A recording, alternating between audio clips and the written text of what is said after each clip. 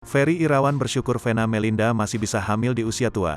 Ibunda Verrell Bramasta justru dibuat bimbang karena hal ini. Seperti diketahui, pasangan Vena Melinda dan Ferry Irawan tak lama lagi akan menggelar lamaran pada tanggal 9 Februari mendatang. Tak lama setelah itu, keduanya pun akan segera menikah di Bali. Jauh sebelum itu, keduanya bahkan sampai mempersiapkan diri terkait masalah momongan.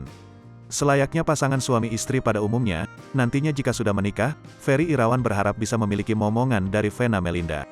Namun sayangnya, Vena Melinda justru dibuat bimbang dan takut setelah tahu kondisi rahimnya dari hasil USG.